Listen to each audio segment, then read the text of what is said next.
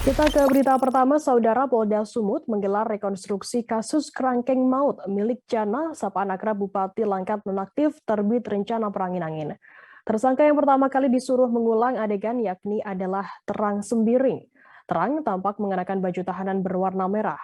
Saat melakukan rekonstruksi pada adegan ke-7, penyidik menyebut apabila Terang menyiksa tahanan menggunakan selang sepanjang 30 cm. Untuk mengetahui informasi lebih lengkapnya terkait hal ini akan disampaikan oleh rekan jurnalis kami dari Tribun Medan, ada Freddy yang akan melaporkannya. Silakan rekan Freddy. Iya baik Firda dan juga pemirsa. Jadi kemarin itu Polda Sumut melakukan rekonstruksi kasus penganiayaan hingga menyebabkan orang lain meninggal dunia di Polda Sumut. Nah, tersangka pertama yang disuruh melakukan rekonstruksi adalah Terang Sembiring, di mana dia ini merupakan kalapas ya, istilahnya yang mereka pakai itu kalapas. Nah, di situ terbongkar bahwa Terang ini merupakan tersangka yang paling banyak perannya menyiksa para tahanan. Nah, dia itu disebut setiap hari rutin melakukan penyiksaan terhadap para tahanan yang disebut sebagai pecandu narkoba itu menggunakan selang sepanjang 30 cm. Jadi setiap hari tahanan itu yang baru masuk itu disiksa setiap hari paling tidak 20 kali cambukan dan beberapa pukulan juga.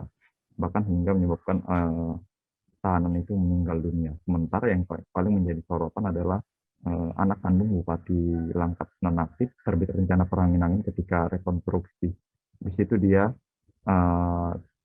melakukan adegan bahwa dia juga melakukan penganiayaan terhadap korban bernama Saryanto Ginting hingga tewas juga di situ. Nah, jadi si Dewa Perangin-angin ini melakukan penyiksaan berupa menyuruh tahanan itu bergelantungan di jeruji besi, lalu dia menyuruh rekannya untuk membakar sebuah plastik, lalu cairan dari bakaran itu diteteskan ke tangan Saryanto Ginting dan kakinya.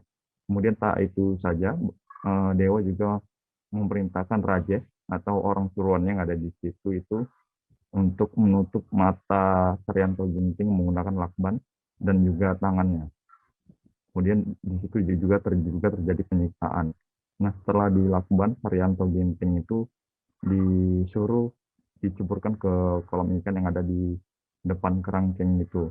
Di sinilah, di kolam ikan inilah si Saryanto Ginting ini tewas.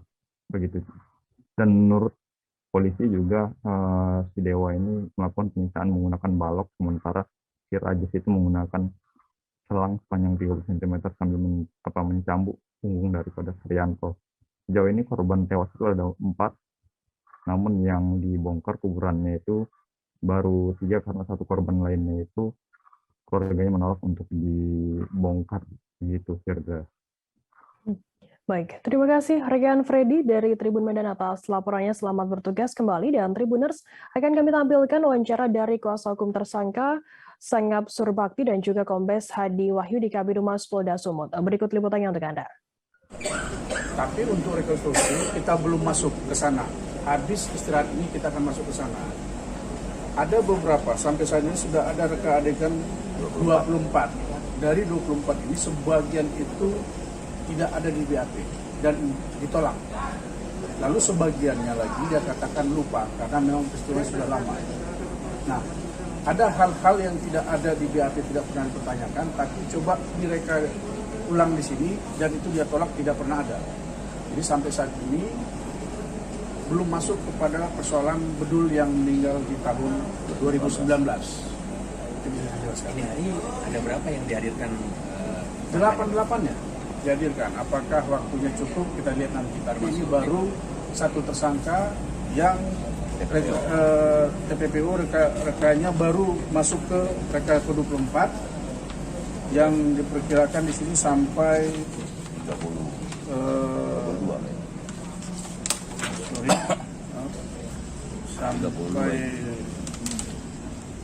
33 reka adegan nantinya. Termasuk tersangka Dewa Perangin-angin juga dihadirkan hari ini. Oh iya, semuanya ada. Untuk Terang 33, baru berjalan 24. Masih sisa 9 adegan lagi. Itu seluruhnya Pak? Kita nggak tahu, saya belum dapat semuanya. Ini kan masih per tersangka. ya. Ya. Pak, bisa jelaskan poin apa yang ditolak? Ya, rekonstruksi hari ini baru saja selesai tadi sekitar pukul 19.00 yang dimulai dari jam 11 tadi siang ya. Ada 68 adegan yang direkonstruksikan semuanya oleh tersangka 8 orang, kemudian saksi ada 6 orang yang dihadirkan oleh LPSK, kemudian 11 orang yang dihadirkan oleh penyidik di Treskrimum. Reka adegan atau rekonstruksi itu kan untuk melihat kesesuaian keterangan yang sudah diberikan oleh tersangka, saksi ataupun korban yang lainnya yang sudah dituangkan ke dalam berita acara.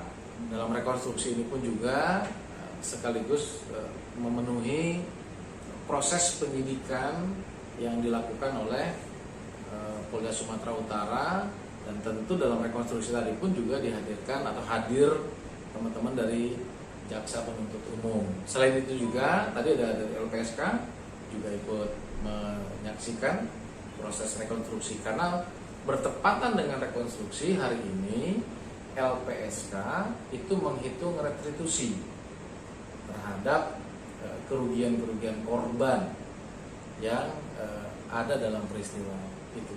Jadi LPSK hadir sekaligus menyaksikan rekonstruksi dan melakukan penghitungan restitusi. Jangan lupa subscribe, share, komen, dan like ya.